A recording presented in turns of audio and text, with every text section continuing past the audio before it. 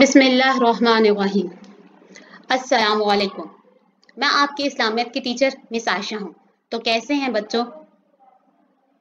उम्मीद है कि आप सब खैरियत से होंगे। आज हमारे सबक का उन्वान है अजान।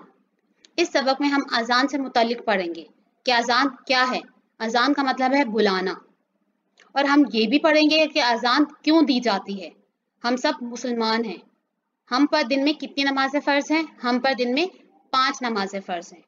तो हर नमाज के लिए बुलाने का जो तरीका है वो अजान है। जब अजान होती है तो हमें मालूम हो जाता है कि अजान का वक्त हो गया है। तो बच्चों, अजान को खामोशी से सुनना चाहिए और उसका जवाब देने के बाद अपने सारे काम छोड़कर नमाज पढ़नी चाहिए। चलिए अब हम अपने सबक का आगाज करते हैं। प्यारे बच्चों, दिन भर में हम 5 बार अजान की आवाज़ सुनते हैं। ये मुसलमानों को नमाज की याद दिलाने का तरीका है। अजान का मतलब है खबर देना।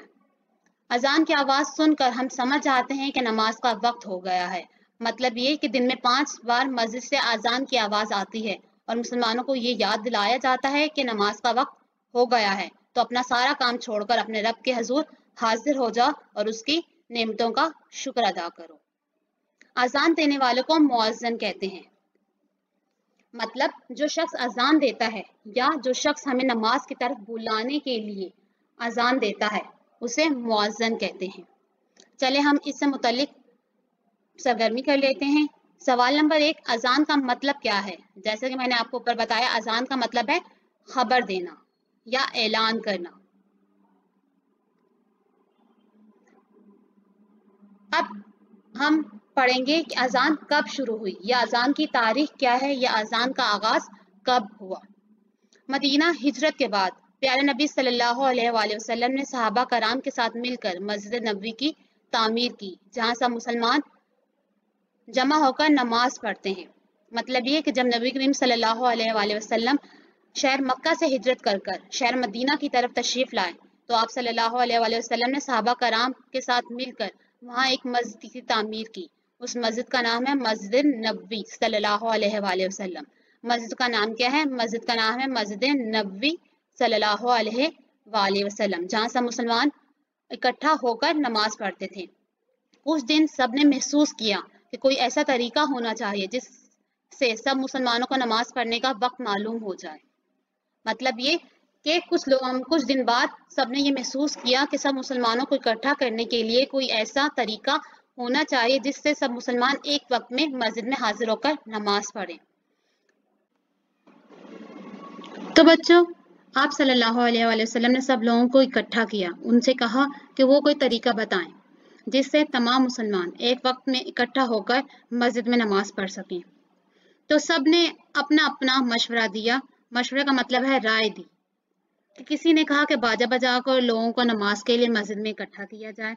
तो आप सल्लल्लाहु अलैहि वसल्लम को ये मशवरा बिल्कुल भी पसंद नहीं आया।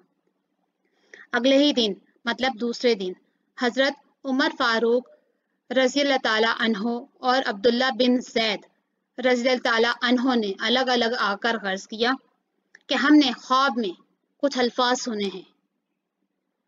फिर दोनों हजरात ने वो अल्फाज नबी करीम सल्लल्लाहु अलैहि वसल्लम को सुनाए। किसको सुनाए? नबी करीम सल्लल्लाहु अलैहि वसल्लम को सुनाए। तो बच्चों, एक और बात याद रखिएगा कि जब भी नबी करीम सल्लल्लाहु अलैहि वसल्लम का नाम आए तो आप सब ने भी सल्लल्लाहु अलैहि वसल्लम कहना है। तो जब इन दोनों हजरात ने ये अल्फाज आप सल्लल्लाहु अलैहि वसल्लम को सुनाए तो बच्चों वो अल्फाज कौन से थे? वो अल्फाज ये थे, अल्लाहु अकबर, अल्लाह सबसे बड़ा है। अल्लाहु अकबर, अल्लाह सबसे बड़ा है। अल्लाहु अकबर, अल्लाह सबसे बड़ा है। अल्लाहु अकबर, अल्लाह सबसे बड़ा है। अशहदु अल्ला इलाहा इल्लल्लाहु, मैं गवाही देता हूँ कि अल्लाह के सिवा कोई माबूद नहीं। अशहदु अल्ला इलाहा इल्लल्लाहु, मैं गवाही देता हूँ कि अल्लाह के सिवा कोई माबूद नहीं। अशहदु अन्ना मुहम्मदर रसूलुल्लाह, मैं गवाही देता हूँ कि बेशक हज़रत मोहम्मद सल्लल्लाहु अलैहि वसल्लम अल्लाह के रसूल हैं। अशहदु अन्ना मुहम्मदर रसूलुल्लाह, मैं गवाही देता हूँ कि बेशक मोहम्मद सल्लल्लाहु अलैहि वसल्लम अल्लाह के रसूल हैं। हय्या अला सलाह, आओ नमाज की तरफ। हय्या अला सलाह, आओ नमाज की तरफ। हय्या अला फलाह, आओ कामयाबी की तरफ। हैया अलल फलाह, आओ कामयाबी की तरफ। अल्लाहु अकबर, अल्लाह सबसे बड़ा है। अल्लाहु अकबर, अल्लाह सबसे बड़ा है। ला इलाहा इल्लल्लाह, अल्लाह के सिवा कोई इबादत के लायक नहीं। इन अल्फाज को अजान कहते हैं और हर फर्ज बाजमात नमाज से पहले अजान दी जाती है। मतलब ये कि ये वो अल्फाज हैं जो हजरत उमर फारूक रज़ियल्लाहु अन्हु और हजरत अब्दुल्ला बिन जुबैर रज़ियल्लाहु अन्हु को ख्वाब में सुनाई दिए, जिसे अजान कहते हैं,